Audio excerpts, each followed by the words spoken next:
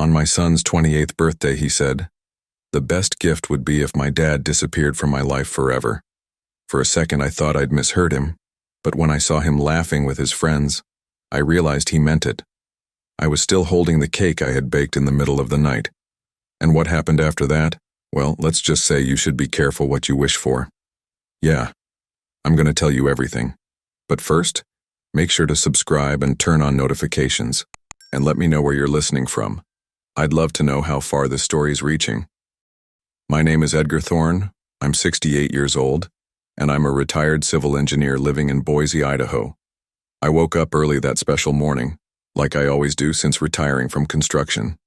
The house still holds Isabella's touch, her plants on the windowsill, the books on the shelf arranged by color. I lost my wife 3 years ago, but I've kept every little detail she lovingly put in place. You know when you hold on to traditions just to keep someone alive in your memory? That's exactly how I live, honoring 40 years of marriage through the simple gestures she taught me. I spent my life building bridges and buildings, learning that anything valuable needs a solid foundation and honest work. The values I live by are simple: keep your word, respect others, especially those with more life experience. Isabella appreciated that kind of stability. It made our family feel safe through decades of marriage. I built a reputation based on skill and integrity, doing the work I always loved. I truly believe life experience has real value, that time teaches us important lessons about character. It's something I try to pass on, even when it feels like no one cares about that stuff anymore. That morning on Justin's birthday, I decided to make the chocolate cake she baked every year. I set out each ingredient with the same care, following the handwritten recipe on a sheet yellowed by time. The chocolate melting in a double boiler, the batter slowly thickening, the sweet smell filling the kitchen. While I was whipping up the frosting, I could almost hear her laughter echoing through the house. Making that cake was my way of keeping the traditions she planted in our home alive. It was how I showed fatherly love through real actions, not just words. I put on my favorite blue shirt and held the cake as carefully as I could. Justin had invited a few friends over for a casual party at home, which honestly made me happy. It had been a long time since our house had welcomed such young, lively energy, just like in Isabella's days. I thought about how nice it would be to share her special recipe with a new generation. There was something comforting about repeating those small acts of love I learned during our marriage. Have you ever felt that weird mix of hope and nervousness before a big moment? That's exactly how I felt, wanting to believe that this time, things might be different. As I got closer to Justin's apartment door, the voices grew clearer through the open window.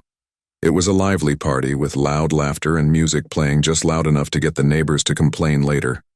I paused for a second on the sidewalk, adjusting the cake in my hands and taking a deep breath before ringing the bell. But something in the conversations made me hesitate. It wasn't just casual birthday laughter. There was a certain tone in their voices, the kind you instantly recognize when someone's cracking jokes. And from what I could hear, those jokes had a very specific target. First, I heard Justin telling his friends how I try to buy his love with expensive gifts. The laughter that followed hit me like a punch in the gut. He was mocking my voice, saying things like, "Don't worry, Daddy's paying," in a tone so sarcastic I didn't even recognize it. One of his friends made a comment about a sugar daddy dad, and they all burst out laughing even louder. Have you ever heard someone you love making fun of you just to impress other people? That cold wave that hits your spine? That's exactly what I felt in that moment. Then it got worse. Justin started complaining about my annoying lectures about responsibility and work. He joked about how I'm always nagging him about his real estate sales. One of his friends said at least he had an old sponsor, and Justin laughed, saying, "Yeah, but it sucked having to hear all the lectures about the dignity of work." They mocked the way I talk about values and effort, like it was something from a museum. It felt like watching someone stomp all over everything you hold sacred, just for a few cheap laughs. Then came the part that hurt the most, when Justin started mocking how I interfere too much in his life. He told his friends how I still clean up the house, ask about his schedule, and worry when he goes out. One of them said it sounded like some needy old man stuff, and Justin agreed, saying I just can't accept that he's grown up. They laughed at my favorite blue shirt, calling it depressed retiree fashion. That's when I realized how my son truly sees me, not as a devoted father, but as some old man humiliated by his own efforts to show love. The conversation went on, with them mocking my old man habits like keeping Isabella's plants alive. Justin said I live in the past and need to get over his mom's death. I heard one of his friends suggest he should cut the umbilical cord already. The laughter that followed echoed down the entire street, and I couldn't help but wonder if the neighbors were hearing it too. You know that feeling when everyone can see your humiliation, even if you're standing there alone? That's exactly what I felt, standing on the sidewalk, holding a cake made with love for someone who saw me as a joke. I stood there for a few minutes, replaying every word I'd just heard through that window. The cake in my hands felt like it had turned to lead, and my favorite blue shirt suddenly felt ridiculous. I thought about all the times I defended Justin to the neighbors, all the excuses I made to explain why he was still living with me. For a second, I considered just walking away, leaving the cake at the door, pretending none of this had happened. But have you ever had one of those moments in life when you just know something important is about to change? That's when I heard the question that would change everything forever. One of the friends asked Justin what he wanted most for his birthday this year. There was a pause, the kind that comes right before something big, and I instinctively stepped closer to the living room door. My heart started pounding, like my body already knew something bad was coming. Have you ever had that gut feeling, where every second stretches endlessly? That's exactly how I felt, waiting for my own son's answer, in my own home. The answer came in a casual, almost playful tone, like it was the most natural thing in the world. "You know what would be the best birthday gift?" Justin said, and I could hear the smile in his voice. "If my dad just disappeared from my life forever." The laughter that followed was loud and approving, like he'd just told the funniest joke in the world. My knees almost gave out hearing those words come from my own son. The cake nearly slipped from my trembling hands in that moment. For a second I thought I had misheard, that my brain had twisted his words. But when I heard one of the friends say, "Dude, that would actually be perfect. You'd finally be free," I realized there was no misunderstanding. My son was literally wishing for me to vanish from his life as a birthday gift. The laughter kept echoing through the room, and each burst felt like a knife to the chest. You know that physical pain you feel when you hear devastating news? That's exactly what tore through me right then. I stood frozen in the hallway, trying to process the cruelty of those words from someone I had raised with so much love. Justin kept talking, going into detail about how perfect life would be without me getting in the way of his plans. He said he could finally live like an adult, without having to hear my annoying lectures about responsibility. One of his friends said he should do something about it already, and the coldness in Justin's voice as he agreed chilled me to the bone. It was like listening to a stranger talk about getting rid of a problem. I stepped back slowly into the hallway, the world spinning around me like never before. All these memories started flashing through my mind. Teaching Justin to ride a bike, sleepless nights when he was sick, graduation ceremonies I celebrated alone after Isabella passed. I thought of every bill I paid, every dream I supported, every time I stood up for him when others criticized. And in the end, after decades of trying to be the best father I could, I learned that the greatest gift I could give him was to disappear. Have you ever felt completely worthless in the life of someone you love? I quietly went back to the kitchen and set the cake down on the counter, like some rejected offering. I looked at what I had created with so much care and saw a perfect metaphor for what had just happened. Hours of careful preparation, decades of a family recipe, love poured into every ingredient, and now, all of it felt pointless after what I had just heard. The laughter from the living room kept going, unaware of the heartbreak unfolding right there in the house. My son was celebrating the thought of losing me in the very place I built for our family. In that moment, I felt a kind of loneliness I never thought was possible. I went quietly to my room, closed the door, and sat down in Isabella's old armchair. Every step felt heavy, like I was carrying the weight of all the illusions I'd just lost. For decades, I believed I was building a solid relationship with my son in this home, but I realized I was just an unwanted burden in his life. The sound of laughter seeped through the walls, pounding in my head like torture. You know when you realize you have to make a decision that's going to change everything? I sat in that chair for a long time, staring at the family photos on the dresser. In each one, I was smiling next to Justin, genuinely believing we were a close family. But that night, looking at those pictures, all I saw was the illusion of an old father humiliated by his own naivety. Isabella always said I was too good for this world, that I trusted people too much. Maybe she was right. Maybe I spent years being used by someone who only saw me as a source of comfort and money. That's when everything changed. I stayed in that room for a few more minutes, trying to process every cruel word I had just heard. The laughter from the living room still echoed through the halls, but now it sounded different. No longer like celebration, but like mockery aimed at me. I looked at Isabella's photo on the nightstand and felt like she was watching me, waiting for me to do something. For 3 years, since she passed, I had tried to be both father and mother to Justin. But now I realized that all my care had been seen as weakness, all my devotion mistaken for pathetic dependence. You know when it finally hits you that your kindness is being mistaken for stupidity? I got up from the armchair with a sense of determination I hadn't felt in years. I walked to the bedroom door and paused for a moment, listening to the lively voices coming from the living room. They were still laughing, completely unaware that I had heard every offensive word. I took a deep breath and felt something shift inside me. Not explosive anger, but something colder, more calculated. A quiet moral revenge started to take shape in my mind, like an engineering project that needs to be executed with precision. Sometimes people only learn to value what they have when they lose it completely.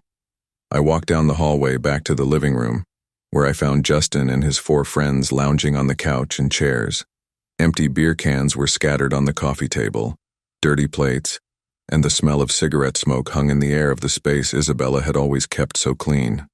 Justin was in the middle of an animated story when he saw me standing in the doorway.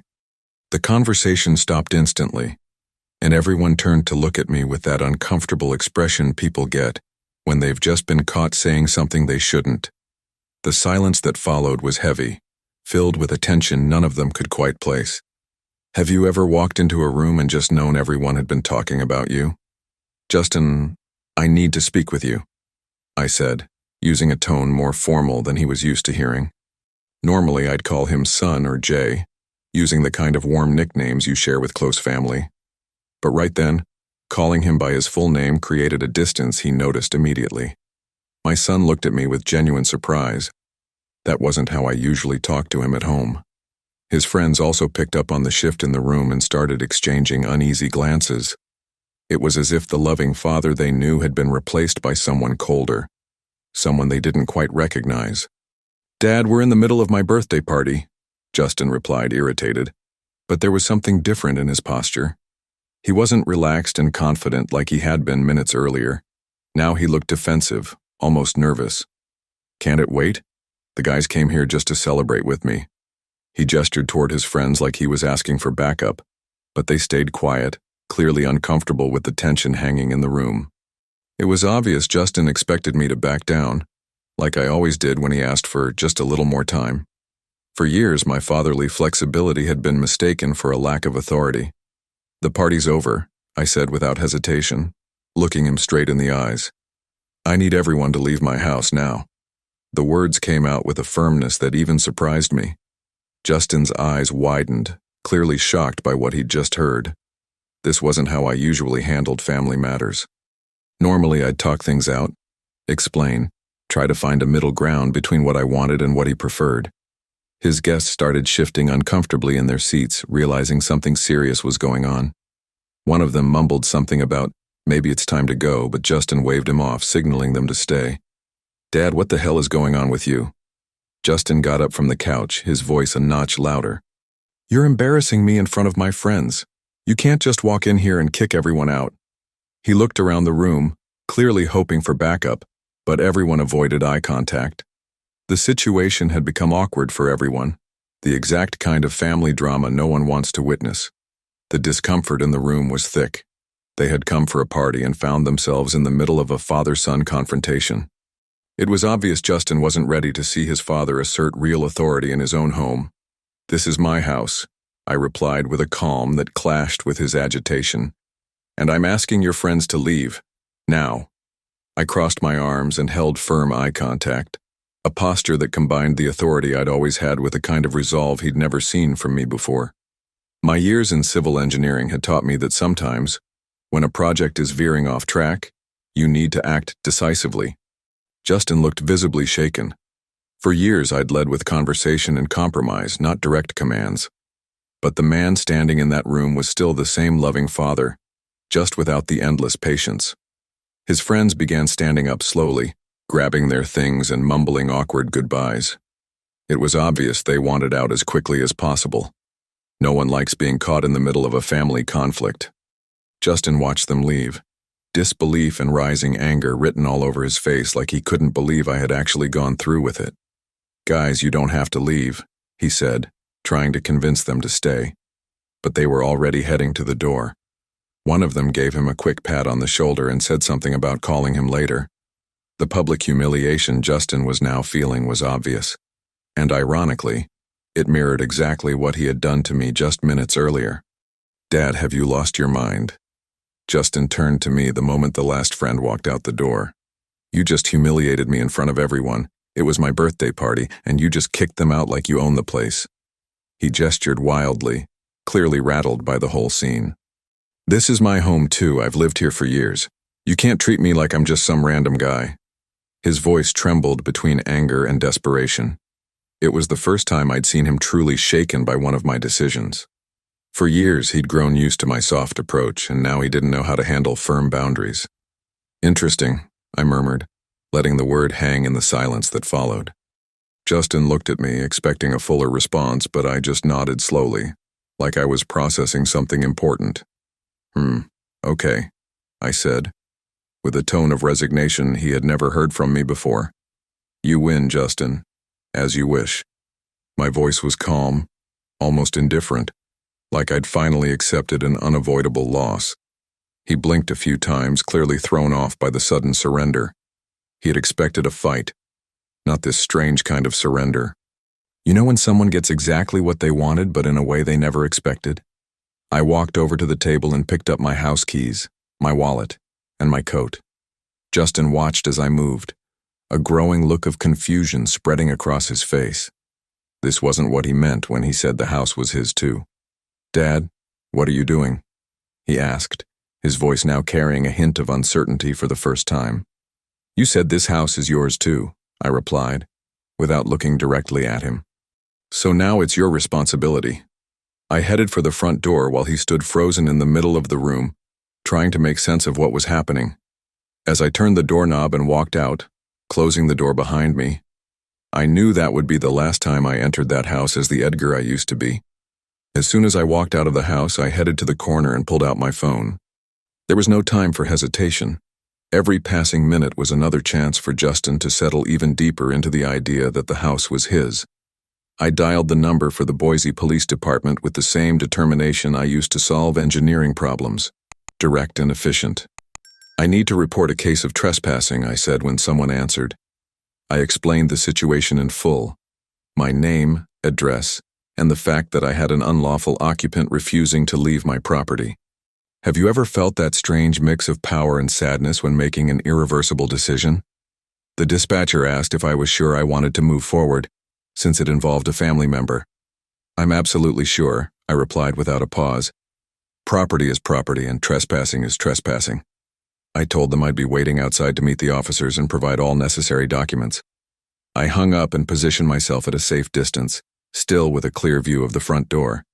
My heart was racing, not from fear but from anticipation. Sometimes you have to use the law to teach the lessons that love couldn't. That's exactly what I was doing.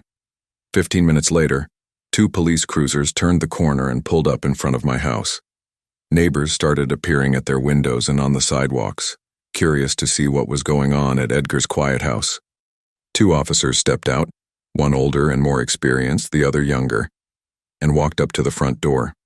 My chest tightened as I watched them ring the doorbell I'd installed myself years ago. It felt surreal seeing my own house treated like a scene of a police call. But after everything I'd heard that afternoon, I knew there was no other way. Have you ever watched one of your decisions become reality right before your eyes? After I left, Justin received an unexpected visit that would change everything. When he opened the door, Officer Martinez introduced himself and showed his badge. "Good afternoon, sir. We received a report of trespassing at this address. And you are?" Justin looked visibly confused, staring at the officers like he couldn't process what was happening. "I'm Justin Thorne. I live here with my dad," he replied, still trying to figure it out. Officer Martinez checked his notes and continued. "We've been informed that the legal owner of this property has requested your removal. Do you have any documents proving your legal right to reside here?" That's when Justin began to understand the magnitude of what I had done. "What is this?" Justin's voice rose, clearly agitated. "Has my dad lost his mind? I've lived here for years. This house is mine too." The nervousness in his voice was undeniable. For the first time, he was being faced with the legal reality. Officer Martinez stayed professional. "Sir, we need you to gather your personal belongings and vacate the premises voluntarily. Otherwise, we'll be forced to escort you out." Justin began gesturing wildly, talking about son's rights and living here for years. But legal rights aren't the same as family privileges. Something he was now learning the hard way. Have you ever seen someone realize they didn't have the rights they thought they did? "You can't throw me out," Justin shouted, trying to slam the door on the officers. "I'm going to sue my dad. I'm going to sue all of you. This is harassment." Officer Martinez blocked the door with his foot and signaled to the younger cop. "Sir, the legal owner of this residence has the right to decide who may or may not stay. Without a lease or any legal agreement, your presence here is considered trespassing." Justin kept protesting, but his arguments sounded more desperate and less convincing by the second. It was painful watching my own son be treated like an intruder in the house he grew up in. But he made that choice the moment he said he wished I'd disappear from his life. What followed was both uncomfortable and necessary. Justin refused to leave voluntarily, claiming I was crazy and that he'd come back once I came to my senses. Officer Martinez had to explain that refusing a police order was an additional offense. "Sir, the property owner is exercising his legal right. Your refusal to cooperate leaves us no choice but to escalate." Justin looked around in panic, as if hoping someone would come to his defense. But the neighbors just watched in silence and I stayed hidden, observing from a distance. You ever watch someone dig their own hole and know there's nothing you can do to stop it? That's when Justin made his fatal mistake. He shoved Officer Martinez as he tried to step inside. "Don't touch me. This house is mine too." The shove wasn't hard, but it was enough to be considered resisting arrest and assaulting an officer. Within seconds, Justin was being restrained and handcuffed by both officers. "Sir, you are under arrest for trespassing, resisting arrest, and assaulting a public official," said Officer Martinez as he clicked the cuffs shut. I could see the tears in my son's eyes even from a distance. It was heartbreaking to witness, but I knew some lessons can only be learned through real consequences. Sometimes true love requires actions that seem cruel. "Dad! Dad, where are you?" Justin shouted as he was led to the cruiser. "This can't be happening, Dad!" His voice echoed down the street, and the neighbors whispered among themselves about what could have happened to the perfect Thorne family. Watching my son being placed in the back of a police car was one of the hardest moments of my life, and yet there was a strange sense of relief. Justin was finally facing real consequences for his choices. For years I had shielded him from life's hardships. Maybe it was time to let reality be his teacher. Have you ever had to watch someone you love suffer the fallout of their own actions? After the cruisers pulled away with Justin inside, I waited a few minutes before approaching the house. The neighbors slowly returned to their routines and the street regained its usual quiet. I walked up to the front door, my door, and stepped into a house that was finally silent. The contrast was striking. Just hours earlier, there was a loud party full of people mocking me. Now the silence gave me space to think clearly. I sat in Isabella's armchair and took in the irony. Justin had gotten exactly what he wished for on his birthday. I had disappeared from his life. You ever give someone exactly what they asked for, knowing full well it's not what they truly wanted? The next morning, I called 3 different real estate agencies and scheduled appraisals for the property. "I need to sell urgently," I told each agent who came by. The house was in excellent condition. Isabella always insisted on keeping everything spotless, and I had carried on that tradition after she passed. With this market, we can have it sold in 60 days max, assured Sarah from Coldwell Banker. I signed the exclusive listing agreement that same afternoon. Have you ever made a decision knowing it would burn every bridge behind you? That's exactly what I did when I placed that for sale sign in the front yard. As I organized the paperwork for the sale, I thought about the disappearance Justin had wished for. Well, he got it. I really was disappearing from Boise, from the house, from the life we had built together. But not in the way he imagined when he made that cruel birthday wish. Sometimes, when you wish for someone to disappear, you'd better be ready for what their absence truly means. Justin was about to find out what life is like without a bank dad, without someone to cover the bills and clean up the messes. And I was about to learn what it feels like to live for myself after decades spent being a father. You ever realize you're about to start a completely new life at 68? Justin spent 18 days in the Boise jail before he managed to pay bail and cover court costs. During those nearly 3 weeks, my phone rang countless times. Calls from him in jail that I simply didn't answer. Each ignored call was a step in the process of disappearing from his life, just as he had wished. While he was serving time for his own choices, I used each day to organize my new life in another state. The messages he left on my answering machine were always the same. Threats to sue, accusations that I'd lost my mind, promises that he'd fix this situation. Have you noticed how some people never take responsibility for their actions, even when they're literally behind bars? During his first 5 days in jail, 3 different realtors brought in interested buyers for the property. The Boise real estate market was booming, and well-kept homes were selling fast. With this condition and location, it won't last a week, Sarah from Coldwell Banker assured me. She was right. On day 6, I received a full-price cash offer with no negotiation. The buyers were the Petersons, a young couple with 2 small kids who fell in love with the house the moment they walked in. I signed all the paperwork on day 7, and the property transfer was finalized by day 10. A free man building a new life doesn't let the past drag him down. While Justin sat in his cell stewing over how to fix me once he got out, I was discovering Fort Collins, Colorado, a college town backed by mountains that reminded me of Boise, but where no one knew my name. I rented a small apartment near Colorado State University, with a view of the Rockies. Mountains Isabella and I had always dreamed of seeing together. Every small room represented freedom. No extra bedrooms for ungrateful sons, no big living rooms for parties where I'd be mocked. I bought only the essentials: a bed, 2 armchairs, a small table, and a few basic appliances. After decades of maintaining a big house for a family that no longer existed, that simplicity was pure freedom. Have you ever felt the relief of letting go of responsibilities you didn't even know were weighing you down? On Justin's 12th day in jail, the Petersons officially moved into the Boise house. I watched from a distance on my final morning in Idaho as the family unloaded boxes and furniture, turning that place of painful memories into a joyful home again. The kids ran around the yard I had kept so carefully, and the wife planted flowers in the planters Isabella had once built. It was comforting to know the house would once again be a true home, filled with people who respected one another. Before hitting the road to Colorado, I handed an envelope to Mrs. Peterson.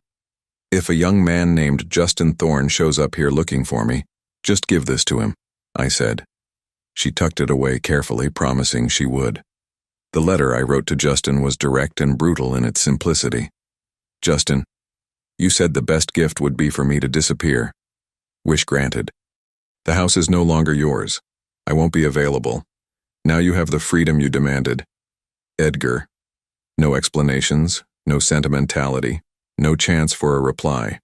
Every word was chosen to deliver the maximum impact with the fewest lines. I sealed the envelope without a hint of affection or a warm goodbye. Some bridges have to be burned completely, just to make sure there's no temptation to ever go back.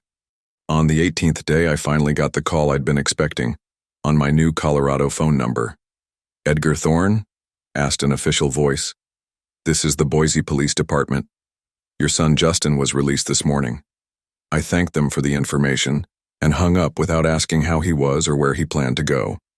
That afternoon, while sorting through some books in my Fort Collins apartment, I imagined Justin walking through the familiar streets of Boise, heading back to what he still considered his home. Probably still wearing the same clothes from the birthday party, still convinced he could fix things with me. But the reality waiting for him would be nothing like what he expected. Have you ever mentally pictured the moment someone was about to uncover a devastating truth? A few hours after his release, I imagined him trying to call me from a payphone or borrowed cell, dialing my old number, which I had canceled just the week before. He probably heard the automated message, "The number you have dialed is no longer in service." It was as if I had been systematically erased from every possible way to reach me. While he chased down vanishing clues, I sat in my new armchair, sipping tea and watching the Colorado mountains through my window. Not to impress anyone, not to keep up family traditions, just because I wanted to. The feeling of freedom was intoxicating, especially 500 miles away from the life I had left behind. That night, around 8 p.m., I pictured Justin finally arriving at 247 Elm Street in Boise. Most likely tired, confused, still processing his 18 days in jail and expecting to find the house dark, but waiting for his return. I imagined him walking that familiar sidewalk, trying the key that no longer worked, confused to see lights on and unfamiliar cars in the driveway. I pictured the exact moment he'd ring the doorbell of what he still thought was his house, and a stranger would open the door. "Sorry, who are you looking for?" Mr. Peterson would ask, genuinely puzzled. That would be the moment reality finally hit Justin with full force. Sometimes the best revenge is simply giving people exactly what they asked for. Mrs. Peterson called me the next day to let me know what had happened. "A young man came by last night looking for an Edgar Thorne," she said. "I gave him the letter just like you asked. He read it silently out on the porch and then, well, he just crumbled. He sat on the curb with his head in his hands for almost an hour." She paused. "My husband brought him a glass of water and he accepted it, but he couldn't stop shaking." "What was in that letter?" she asked, with genuine curiosity. "Just closure," I replied, before hanging up.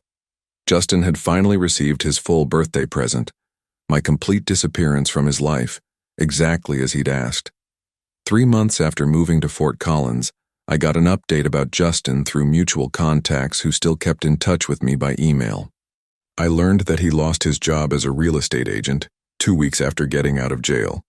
The company didn't tolerate employees with a criminal record, especially in a profession where trust with clients is everything. The same friends who had laughed with him at his birthday party vanished the moment he needed real help. And he quickly learned that friendships built on fun don't survive hard times. He was now working a part-time job at a convenience store, earning minimum wage, living in a cheap apartment on the other side of Boise. I received all of this with neither joy nor sadness, just facts about someone who had chosen his own path. Have you noticed how some consequences are inevitable no matter how we feel about them?